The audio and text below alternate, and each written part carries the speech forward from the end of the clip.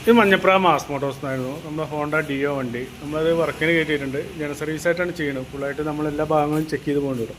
ഒരു ഭാഗമായിട്ട് നമ്മളതിൻ്റെ ബാക്കിൽ ബ്രേക്ക്, അതുപോലെ ക്ലച്ച്, എയർ ഫിൽറ്ററൊക്കെ ഒന്ന് ചെക്ക് ചെയ്യാൻ വേണ്ടി അയച്ചാണ്.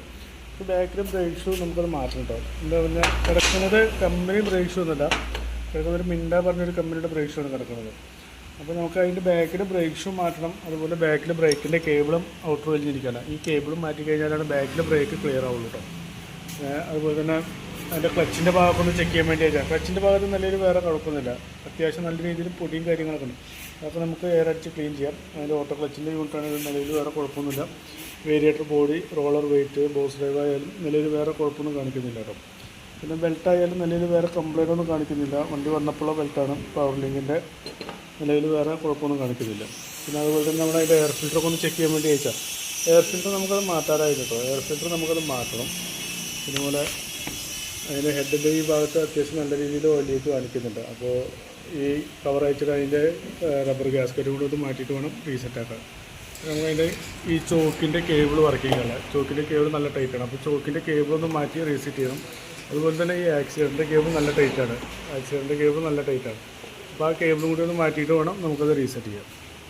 പിന്നെ ഫ്രണ്ടിലോട്ട് വന്നു കഴിഞ്ഞാൽ ഫ്രണ്ട് ബ്രേക്കിൻ്റെ കേബിൾ നിലവിൽ വേറെ കുഴപ്പമൊന്നുമില്ല. ഈ ഒരു കേബിൾ കാണുമ്പോൾ കോമ്പി ബ്രേക്കിൻ്റെ കേബിളാണ്. അത് ബാക്കിലേക്ക് കൂടി സപ്പോർട്ട് ചെയ്യുന്ന ഒരു കേബിളാണ്. അപ്പോൾ ഈ ഒരു കേബിൾ നമുക്ക് മാറ്റിയിട്ട് വേണം റീസെറ്റ് ചെയ്യാം. പിന്നെ അതുപോലെ സ്റ്റോക്കപ്പിൻ്റെ ബുഷുകളും മാറ്റിയിട്ടും നല്ല രീതിയിൽ പ്ലേ കാണിക്കുന്നുണ്ട്. അതും മാറ്റണം. അതുപോലെ ലിങ്ക് ബുഷ് നമുക്ക് മാറ്റണം. അത്യാവശ്യം നല്ല രീതിയിൽ പ്ലേ ആയി കാണിക്കുന്നുണ്ട് കേട്ടോ. ഫ്രണ്ടിലെ ബ്രേക്ക് ഷൂ നിലവിൽ വേറെ കുഴപ്പമൊന്നുമില്ല. അത് നമുക്ക് ക്ലീൻ ചെയ്തിടാം. അത് ഈ ബ്രേക്കിൻ്റെ ക്യാം നല്ല രീതിയിൽ ടൈറ്റാണ്. അതൊന്ന് അയച്ചിട്ടൊന്ന് ഈസിലി റീസെറ്റ് ചെയ്യണം. അതിൻ്റെ ബാറ്ററി ഒന്ന് ചെക്ക് ചെയ്യാൻ വേണ്ടി അയച്ചാണ്. ബാറ്ററി ഇരിക്കുന്നത് 2022 മോഡൽ ആമറോണിൻ്റെ ബാറ്ററിയാണ് ഇരിക്കുന്നത്. നിലവിൽ സെൽഫൊക്കെ വർക്കിംഗ് ആണ്. എന്നാൽ പോലും ബാറ്ററിക്ക് വല്ല കംപ്ലൈൻറ്റ് ഉണ്ടോ കൂടി ചെക്ക് ചെയ്ത് കൊണ്ടു കേട്ടോ. അതിൻ്റെ വോൾട്ടൊക്കെ ചെക്ക് ചെയ്ത് നോക്കുമ്പോൾ 10 വോൾട്ട് കാണിക്കുന്നുണ്ട്. കുറച്ച് വോൾട്ട് കുറവായിട്ടാണ് കാണിക്കുന്നത്.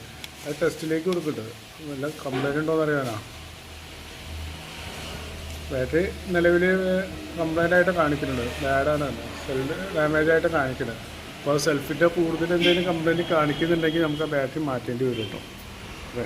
പിന്നെ അതുപോലെ തന്നെ അതിൻ്റെ ഫിൽറ്ററിൻ്റെ ഒരു വേറെ സെക്കൻഡറി എയർ ഫിൽറ്റർ പറയും. അതൊരു സ്പോഞ്ച് മോഡലാണ്. അതൊക്കെ പൊടിഞ്ഞ് പോയിക്കണം. അപ്പോൾ നമുക്ക് അതും കൂടി ഒന്ന് മാറ്റിയിട്ട് വേണം റീസെറ്റ് ചെയ്യാം. പിന്നെ നമുക്കതിന് വേറൊരു കംപ്ലയിൻറ്റ്സ് പറഞ്ഞു കഴിഞ്ഞാൽ അതിൻ്റെ പ്ലഗ്ഗാണ്. ഈ പ്ലഗ്ഗാണ്, ഇതാണ് പ്ലഗ് നമുക്ക് അയക്കാൻ നോക്കിയിട്ട് അഴിഞ്ഞ് പോരുന്നില്ല. അത് കൂടുതൽ അയക്കാൻ ശ്രമിച്ചു കഴിഞ്ഞാൽ ചിലപ്പോൾ അത് പൊട്ടാൻ ചാൻസ് കൂടുതലാണ്. പൊട്ടിക്കഴിഞ്ഞാൽ തന്നെ നമുക്ക് അതിൻ്റെ എഞ്ചിൻ ഫുള്ളായിട്ട് പൊട്ടിച്ചെടുത്തിട്ട് ലൈറ്റ് കൊടുത്തിട്ട് വേണം ചെയ്യാം. അപ്പോൾ സ്റ്റാർട്ടിങ് കംപ്ലൈൻറ്റോ എന്തെങ്കിലും കാണിക്കാമെന്നുണ്ടെങ്കിൽ അപ്പോൾ നമുക്ക് പ്ലഗ് അഴിക്കേണ്ടി വരും. അപ്പോൾ വേറെ നിർത്തിയില്ലല്ലോ. അപ്പോൾ പ്ലഗ് അഴിക്കാൻ നേരെ നിർത്തിയില്ല. അത് ഞാനും പൊട്ടുകയാണെങ്കിൽ അപ്പോൾ ചെയ്താൽ മതിയില്ല. നമ്മൾ ശ്രമിച്ചാൽ ചിലപ്പോൾ പൊട്ടാൻ ചാൻസ് കൂടുതലാണ്. അപ്പോൾ അതുകൊണ്ട് പ്ലഗ് നമ്മൾ അഴിച്ച് ക്ലീൻ ചെയ്യുന്നില്ല. അപ്പോൾ നമുക്കതിൻ്റെ എഞ്ചിൻ ഓയിൽ മാറ്റാനായിട്ടുണ്ട്. എഞ്ചിൻ അത്യാവശ്യം ലെവലും കുറവുണ്ട് കേട്ടോ. അപ്പോൾ എഞ്ചിൻ ഓയിലും കൂടി ഒന്ന് മാറ്റുന്നുണ്ട്. ഓയിൽ ലെവൽ കുറഞ്ഞ് പോകണ കംപ്ലൈൻറ്റ് കാണിക്കുന്നുണ്ട്.